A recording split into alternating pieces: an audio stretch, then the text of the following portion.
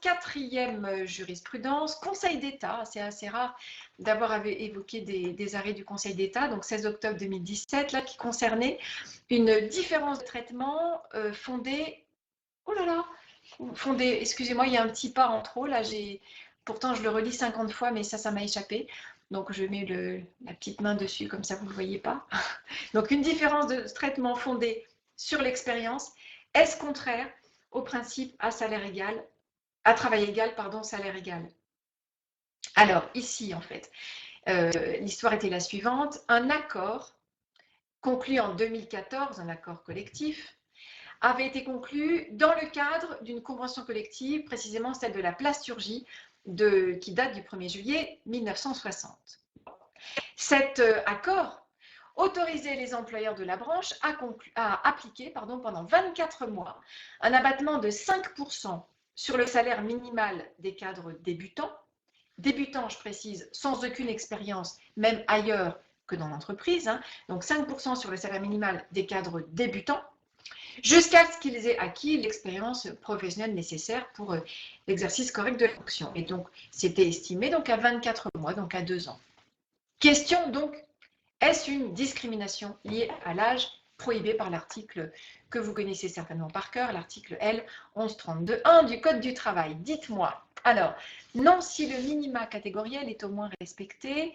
Oui pour Catherine, non pour Jérôme. Ils ont enfin perdu dur combat pour les emplois de la plasturgie, dont je fais partie.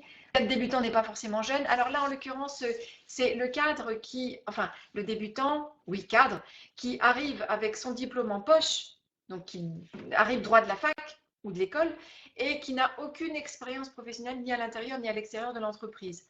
On va y revenir. Non, on peut être vieux et sans... C'est vrai. Alors, pour moi, pas de discrimination liée à l'âge. Il existe plusieurs catégories de cas pour dissocier l'âge, expérience. On ne parle pas d'âge, mais d'expérience. Alors, là, pour la petite histoire, pour vous expliquer pourquoi c'est le Conseil d'État qui a rendu cette décision, concrètement, c'est parce que les syndicats, cet accord conclu en 2014 a été étendu par un arrêté ministériel. Donc, il a étendu à l'ensemble des employeurs de la profession.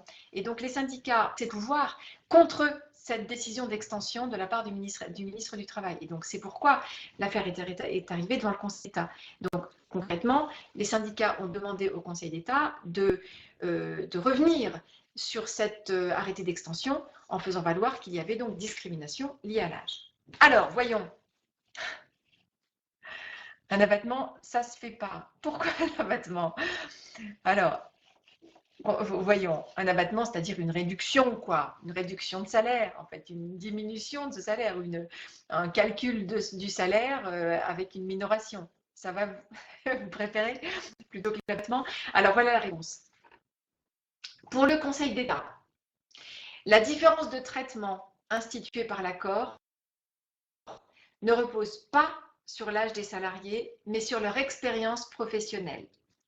Et le Conseil d'État continue en disant que l'inégalité salariale, qui était, entre parenthèses, qui résultait donc de cette clause de l'accord, était en relation avec les fonctions exercées et ses modalités d'encadrement suffisantes pour qu'on ne puisse pas parler justement de discrimination. Et donc, le Conseil d'État a repris 3 des éléments qui figuraient donc dans l'accord, qui prévoyaient donc une liste des critères définissant les cadres débutants. On parlait bien de nouveaux diplômés sans aucune expérience, ni dans l'entreprise, ni ailleurs.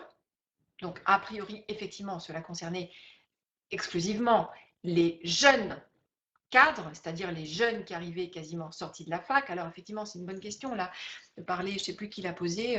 Est-ce que, alors, si on est un peu moins jeune et qu'on a repris des études et qu'on a ce diplôme et qu'on a quand même une expérience à l'extérieur, est-ce que le critère marche? À mon sens, il faudrait reprendre précisément la clause en question.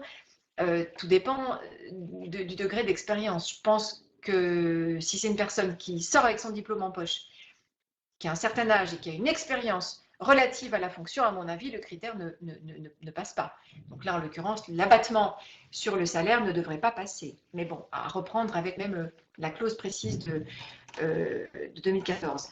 Autre point à l'appui de la décision du Conseil d'État, Ce dispositif d'abattement salarial était limité à la fois dans son taux, c'est-à-dire 5% par rapport au salaire donc versé aux cadres ayant la même qualification à l'embauche, mais après 2 ans d'expérience, et dans sa durée, donc 24 mois. Donc là encore, c'était quand même vraiment encadré, hein, le modalité de réduction du salaire. Et enfin, le mécanisme était encadré par des entretiens réguliers entre l'employeur et les salariés pendant sa période d'application, pour éventuellement réévaluer donc le salaire si l'employeur pouvait constater ou constater que comment dirais-je, l'expérience ou le degré, comment je peux dire, de connaissance du salarié était atteint avant les 24 mois.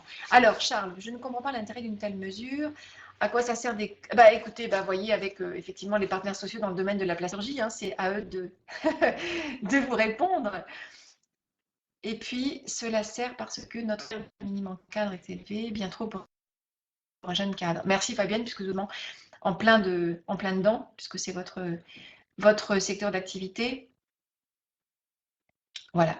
Donc l'intérêt, c'est ça, bien sûr, c'est ce que vous dit Fabienne, hein, c'est minorer le salaire des débutants en estimant qu'ils n'ont pas l'ancienneté requise et que c'est justifié de leur donner le salaire du cadre expérimenté. Bon, voilà, après ça se discute, mais là, en l'occurrence, c'était la position des partenaires sociaux donc dans la plasturgie, et donc cet accord, ou plus exactement, pas l'accord, mais l'arrêté d'extension validant cet accord, donc il étendant à l'ensemble des employeurs du secteur, a été jugé parfaitement valable donc par le Conseil d'État.